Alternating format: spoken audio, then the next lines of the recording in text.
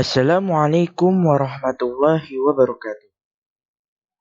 Innal hamdalillahi nahmaduhu wa nasta'inuhu wa nastaghfiruh wa na'udzu billahi min shururi anfusina wa sayyiati a'malina. May yahdihillahu fala mudhillalah wa may yudlilhu fala hadiyalah. Asyhadu an la ilaha illallah wa asyhadu anna Muhammadan abduhu wa rasuluh. La nabiyya wa rasula ba'da amma ba'du. Kali ini perkenalkan, nama saya Hanif Aidillah Fisyato dari kelas 9E. Kali ini saya ingin menjelaskan syarat-syarat dalam akad jual beli. Mungkin di sebagian kita pernah melakukan transaksi jual beli. Biasanya pembeli atau penjual suka memberikan syarat baik dari pembeli ataupun baik dari penjual. Namun pertanyaannya adalah, apakah persyaratan itu boleh dalam suatu transaksi jual beli? Maka hari ini saya ingin menjelaskan tentang syarat-syarat dalam akad jual beli. Asyurut fil bai'. Syarat-syarat dalam akad jual beli. Ternyata syarat-syarat dalam akad jual beli dibagi 3. Yang pertama, as-sahihah. Yang kedua, al-fasidah. Yang ketiga, al-mufsidah. Oke, sekarang saya ingin menjelaskan yang pertama dulu, yaitu as-sahihah, atau yang artinya adalah syarat transaksi jual beli yang sifatnya sah. As-sahihah dibagi 3 macam, yaitu yang pertama, al-muqtadha al-aqd. Maknanya adalah syarat yang sah, yang itu merupakan konsekuensi dan kelaziman dari sebuah akad. Contohnya, seseorang ingin membeli laptop, maka dia mengatakan, saya ingin membeli laptop kamu dengan syarat bahwa laptop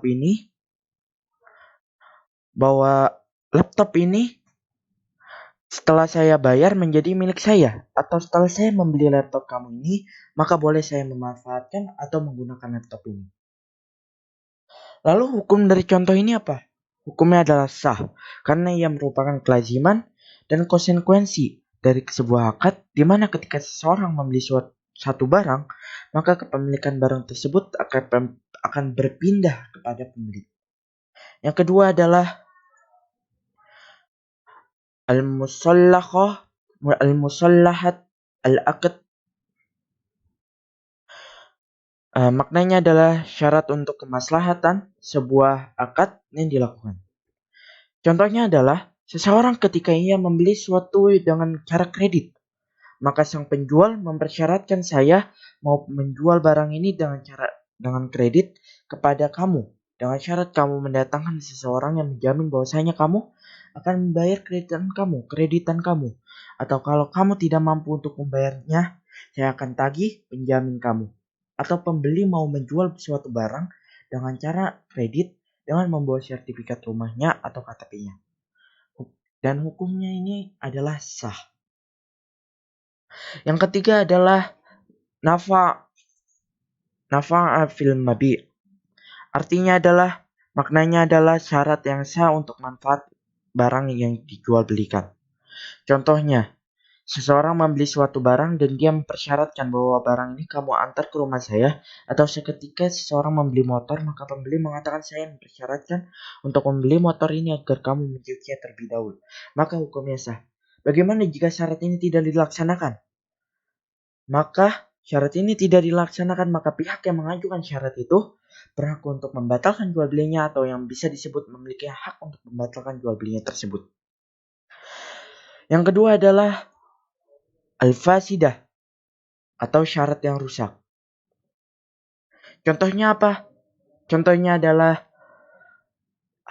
khalafa muqtadha al-aqd. Maknanya adalah syarat yang rusak yang bertentangan dengan konsekuensi dan kelaziman dari sebuah akad. Contohnya apa? Contohnya adalah seseorang membeli laptop dan penjual memberi syarat bahwa laptop ini tetap milik saya sekalipun kamu sudah membayar. Atau juga seseorang ketika membeli suatu HP, sang penjual mengatakan, saya jual barang ini kepada kamu, tapi kamu tidak boleh menggunakannya atau tidak boleh memanfaatkannya. Maka hukumnya ini adalah rusak. Bagaimana jika syarat ini tidak dilaksanakan? maka syarat yang diberikan oleh sang penjual apabila tidak dilakukan oleh sang pembeli, maka jual belinya tetap sah. Karena syarat-syarat yang seperti ini hukumnya rusak dan hukumnya tidak berpengaruh terhadap sah atau tidak sahnya atas akad jual beli yang dilakukan. Yang ketiga adalah al-mufsidah.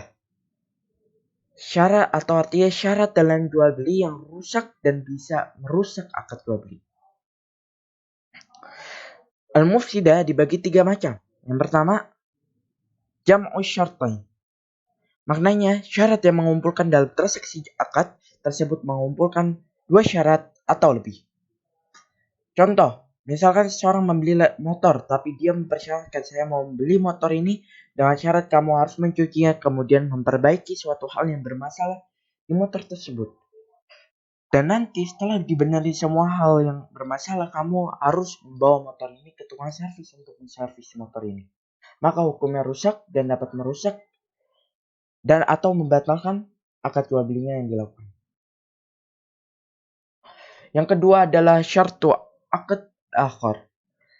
Maknanya adalah seseorang mempersyaratkan akad yang lain pada akad tersebut. Contohnya, misalkan ada seseorang menjual rumah, tapi dia mempersyaratkan bahwasanya saya mau menjual rumah ini kepada kamu dengan syarat kamu harus menyewakan rumah kamu yang ada di tempat ini dengan harga sewa sekian. Hukumnya adalah rusak dan dapat merusak atau membatalkan akad jual beli yang dilakukan. Yang ketiga adalah ta'liqul akad, atau artinya menggantungkan atau mengkaitkan akad dengan suatu syarat yang kejadiannya akan terjadi di masa yang akan datang.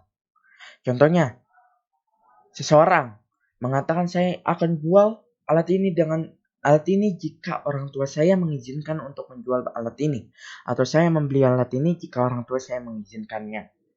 Hukumnya adalah rusak dan dapat merusak dan membatalkan akad jual beli yang dilakukan. Lalu pertanyaannya adalah, kenapa hukum dari 3 contoh yang tadi disebutkan ini dapat merusak akad jual beli?